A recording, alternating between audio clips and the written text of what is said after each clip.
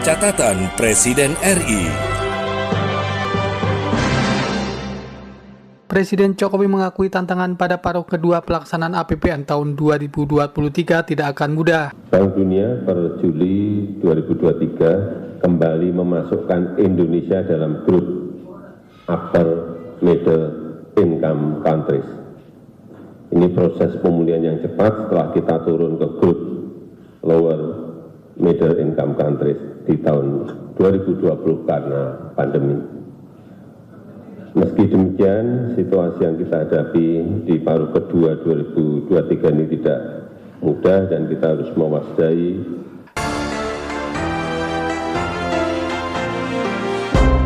Pekan ini Presiden Jokowi melakukan kunjungan kenegaraan di Australia dan Papua Nugini. 2 hari di Sydney, Australia, dan 1 hari di Port Moresby, Papua Nugini.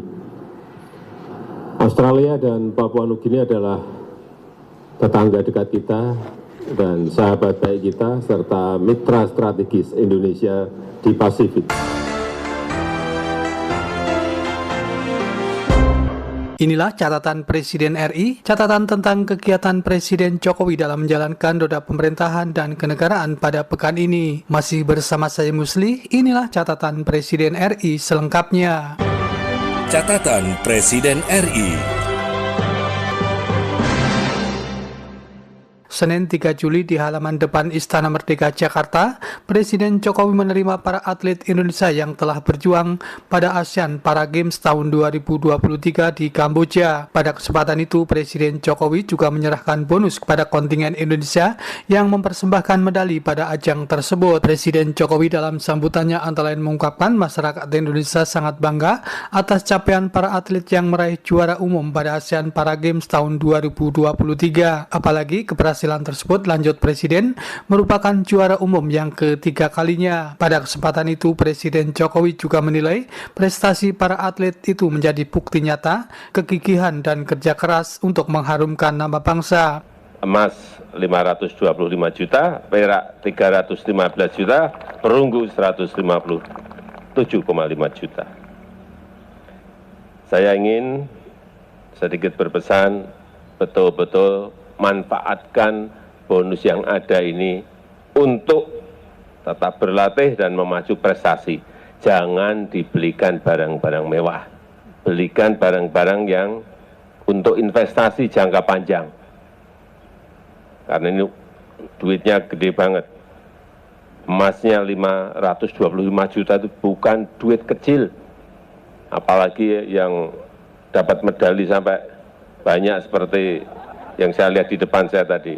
Artinya perlu betul-betul bonus ini diinvestasikan yang benar dan yang baik. Sekali lagi terima kasih telah menjadi bukti nyata bahwa kegigihan, bahwa kerja keras dalam mencetak prestasi itu betul-betul inilah mengharumkan nama bangsa dan negara. Pada ajang ASEAN Para Games Kamboja tahun 2023 tersebut, kontingen Indonesia mempersembahkan 158 medali emas, 148 medali perak, serta 95 medali perunggu. Hadir mendampingi Presiden dalam penyerahan bonus apresiasi dengan nilai total 320,5 miliar rupiah tersebut, Menteri Keuangan Sri Mulyani Indrawati, Menteri Pemuda dan Olahraga, serta Menteri Sekretaris Negara Pratikno. Senin 3 Juli, Presiden Jokowi di Istana Negara Jakarta memimpin sidang Kabinet Paripurna. Rapat itu membahas tentang laporan semester 1 pelaksanaan APBN tahun 2023. Presiden Jokowi di hadapan para menteri dan kepala lembaga mengingatkan kepada semua pihak tentang situasi global yang masih belum menentu. Lebih lanjut, Presiden Jokowi menjelaskan berbagai lembaga internasional memprediksi tentang pelambatan ekonomi global.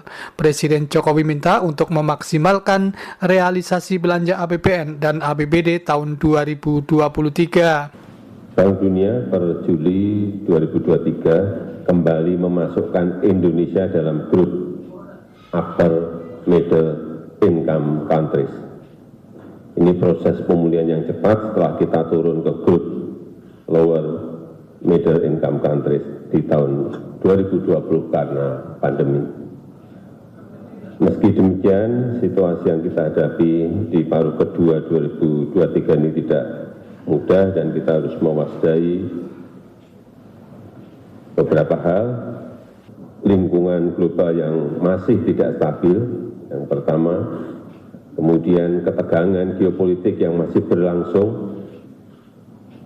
Ini berimbas pada pertumbuhan ekonomi dan aktivitas perdagangan yang melemah. Kelihatan ekspor kita juga menurun. Kemudian berbagai lembaga internasional memprediksi perlambatan ekonomi global. Ini juga harus betul-betul kita lihat. IMF memberikan angka 2,8%, World Bank memberi angka 2,1% dan OECD 2,6%. Dan juga kenaikan tingkat suku bunga global ini hati-hati.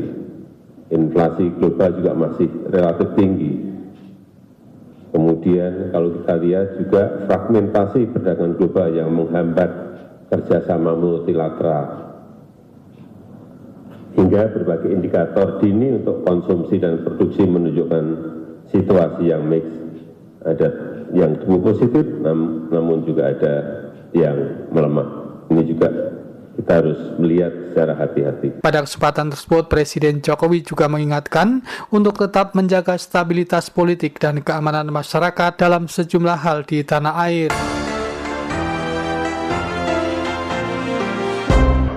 Senin 3 Juli, Presiden dan rombongan terbatas melalui Pangkalan TNI Angkatan Udara Halim Perdana Kusuma Jakarta bertolak menuju Australia untuk melakukan kunjungan kenegaraan. Selain di Australia, Presiden Jokowi juga akan melakukan kunjungan kenegaraan ke Papua New Guinea.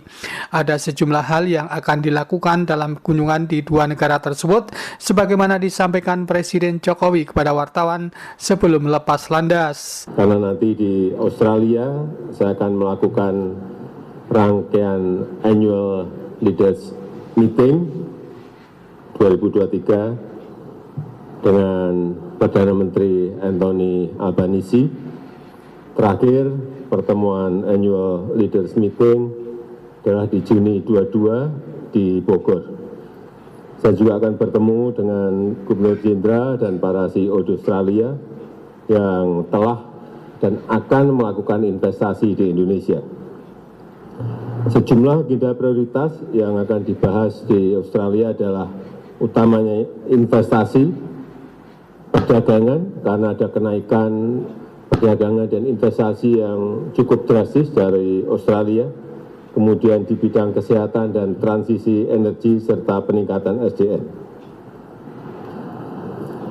Dan pada tanggal 5 Juli saya akan melanjutkan perjalanan ke Port Moresby di Papua New Guinea. Ini adalah kunjungan balasan memenuhi undangan Perdana Menteri James Marape. Selain dengan Perdana Menteri Marape, saya juga akan bertemu dengan Gubernur Jenderal dan menghadiri forum bisnis pertama Indonesia Papua New Guinea. Presiden Jokowi dalam kunjungan kenegaraan itu didampingi sejumlah menteri anggota Kabinet Indonesia Maju seperti Menteri Sekretaris Negara Pratikno.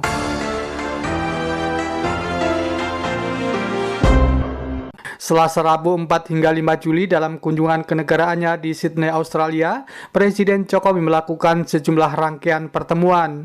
Pertemuan itu diantaranya dengan Gubernur Jenderal Australia, para CEO perusahaan di Australia, serta Perdana Menteri Australia Anthony Albanese. Presiden Jokowi dalam keterangan pers bersama dengan Perdana Menteri Australia mengungkapkan ke depan Indonesia dan Australia harus membangun kerjasama ekonomi yang substantif dan strategis. Indonesia dan Australia harus membangun kerjasama ekonomi yang lebih substantif dan strategis melalui pengembangan bersama produksi baterai EV. Yang kedua, terkait perdagangan, sejak berlakunya Indonesia-Australia CEPA, volume perdagangan naik 90%.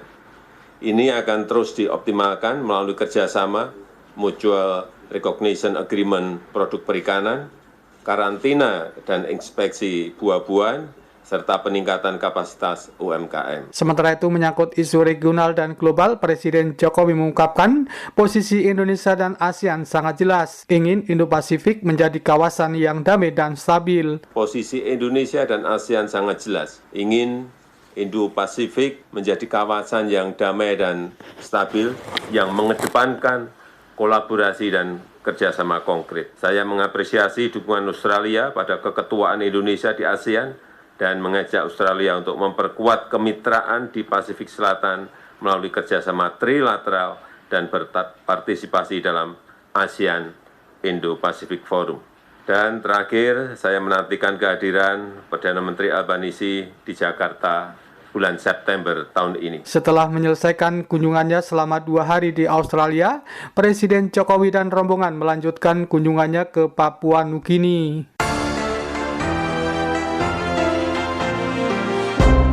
Rabu 5 Juli dalam rangkaian kunjungan kenegaraan di Papua Nugini, Presiden Jokowi melakukan pertemuan dengan Perdana Menteri Papua Nugini James Marape. Pada keterangan pers bersama usai melakukan pertemuan itu, Presiden mengatakan dalam pertemuan itu dirinya bersama Perdana Menteri Marape membahas peningkatan kerjasama kedua negara. Presiden Jokowi menyampaikan komitmen Indonesia untuk terus meningkatkan kerjasama dengan negara-negara Pasifik termasuk Papua Nugini. Perdagangan Indonesia PNG meningkat tajam pada tahun 2022 mencapai 307 juta US dollar. Ini perlu terus ditingkatkan dengan mendorong kelanjutan pembahasan PTA, pembentukan Business Council, dan kunjungan misi dagang dan investasi serta partisipasi BUMN Indonesia dalam pembangunan jalan raya di PNG. Setelah selesai melakukan kegiatannya di Papua Nugini Rabu petang waktu setempat, Presiden dan rombongan terbatas kembali menuju tanah air ke Jayapura, Papua. Turut mendampingi Presiden dalam penerbangan menuju Jayapura, Papua diantaranya Menteri Sekretaris Negara Pratikno. Kamis 6 Juli, Presiden Jokowi meresmikan pengembangan Bandar Udara Ewer di Distrik Agats, Kabupaten Asmat, Provinsi Papua Selatan. Presiden mengatakan pengembangan bandar udara tersebut penting untuk keterhubungan antar wilayah. Lebih lanjut, Presiden Jokowi menjelaskan pengembangan bandar udara juga akan mempercepat pengiriman logistik, mempercepat mobilitas orang dan mobilitas barang, dan akan membuka isolasi, akan mempercepat kiriman-kiriman logistik. Dan tadi saya mendapatkan laporan bahwa sekarang setiap minggu dari Timika telah ada 2 kali penerbangan, dari Kamur seminggu sudah ada 4 kali penerbangan, dan dari Merauke seminggu sudah ada 4 kali penerbangan. Ini akan membuka wisata Asmat akan semakin meningkat, dan kita ingin dengan selesainya Bandara Asmat ini